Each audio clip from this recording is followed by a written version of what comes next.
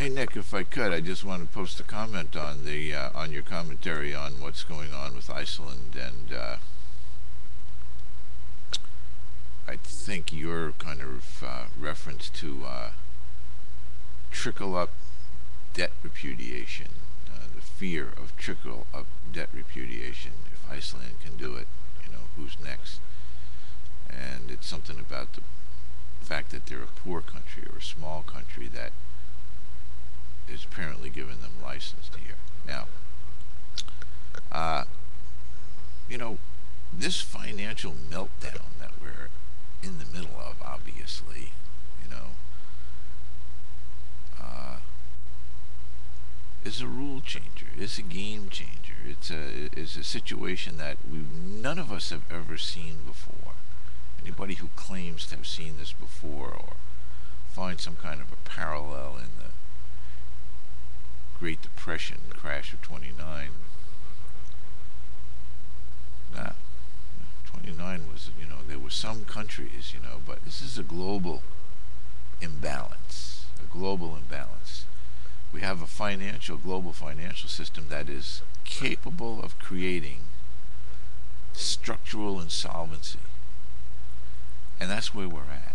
And we're dealing with it, by throwing, trillions of dollars at it. But situation in Iceland, I mean, people in order to judge need to understand, comprehend, be informed about what's going on there. I would suggest, and there's been a number of items that have been written by Dr. Michael Hudson, economist at the University of Missouri, Kansas City, along with a lot of the other kind of what I call new economics people. And he wrote an article about 6 months ago for Counterpunch magazine that, it's available by Googling it. And it really lays out that article, among other things that he's written, because he's written so extensively on Latvia, Iceland, Greece, Italy, and basically the problems that have come about because of the financial, again, structural imbalances, okay, that are going to fall onto, these other countries. Now, a big part of the Icelandic situation is the demand that's being made on the national body, okay, because the debts of the private, Iceland bank there, okay, are denominated in krona, in the currency of the nation, that it becomes an obligation of the taxpayers of the nation, which is a really great educational situation to me. People need to understand that all dollar denominated, now I'm going to all U.S. dollar denominated debts are ultimately the responsibility of the taxpayers. Somebody can make a charge, claim back to the taxpayers. And if they do that, in Iceland's case, there's going to be a few fishermen there and probably become a Soviet outpost. But the fact of the matter is that that bank that was operating in England at the time, and elsewhere at the time, okay, was a private bank operating under the rules of in Iceland, okay, because why? Because they were krona denominated, issuing krona denominated loans, which is what they were doing. I mean, basically they were accepting deposits. Yeah, they were accepting savings deposits and making a return. Now, to me, the question is, isn't that a buyer beware situation? Aren't the people who are taking the risks and making the investments in the certificates or the money markets of this private bank subject to whatever's standing behind that private bank? And if there's an insurance regime, you're limited to what that insurance regime can pay. And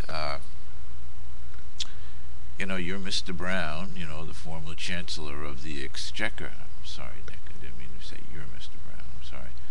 Mr. Brown. the former Chancellor of the Exchequer as being the highest government authority in monetary policy in England, now the Prime Minister, decided unilaterally to use the deposit insurance regime of England to repay the depositors that had made those investments on the failing private bank. That failing private. So he violated the relationship that existed between those depositors and that bank, okay, by paying off those depositors, and in so doing, taking on behalf of the taxpayers of England, if you don't mind me putting it that way, the obligation to collect that. And now, it's become this kind of national showdown. So,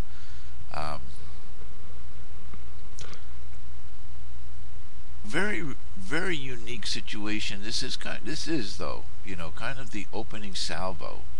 I feel, and you'll find a comment from me almost 2 years ago on naked capitalism on this. Iceland, I'm afraid, is going to lead the way. They can't. Iceland, again, because krona-denominated, obligations that the private bank put out there, and back on taxpayers, the taxpayers can't afford it. The taxpayers can't afford it.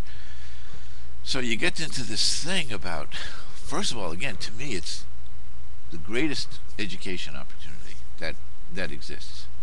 If people really look into it and try to understand how that part of the money system is working, okay, that a private corporation in one country can go to another country and make loans willy-nilly, backed by the taxpayers of the host country, ultimately. Not really, because really it was backed only by the private insurance corporation for those banks. And it should have been a default right there, But, now it's country to country. Now it's meeting the obligations of various treaties that have been signed by countries at the time they had no idea this kind of a thing was going to come down the pike. But you signed back then when everything was going great. So,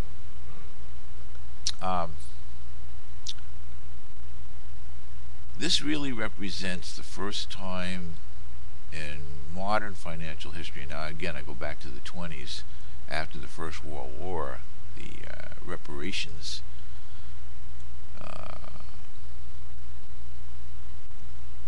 edicts, if you will, that were put onto Germany after they lost the war with regard to making repayments for the damages that had been done. That was the first attempt, which was repudiated, eventually, which brought Hitler to power.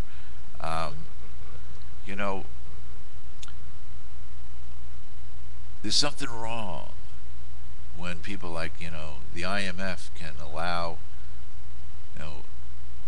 30, 40 years of history of banks making loans in countries that cannot be paid back, and then foisting, I would say, a regime of austerity, a lack of prosperity on those countries that can last another 20, 30, 40 years, afterwards. Something wrong with that. There's something wrong with that. Now, of course, I'm going to tell you, the problem is that none of the nations realize that they can pay their own way by being sovereign, having sovereign monetary systems that creates money without debt. This is all debt. This is all related to the debt money system. Okay? It's all related to the debt money system. But I'm sorry, Nick, Iceland should not pay. Iceland should not pay. And Brown was wrong.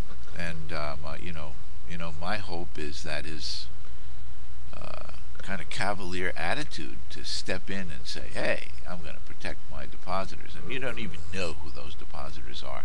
But people who sought above market returns without being willing to accept the risk. So my take is, rah-rah Iceland. Rah-rah Iceland. and let's figure out how to work this thing out in a way that's fair to everybody.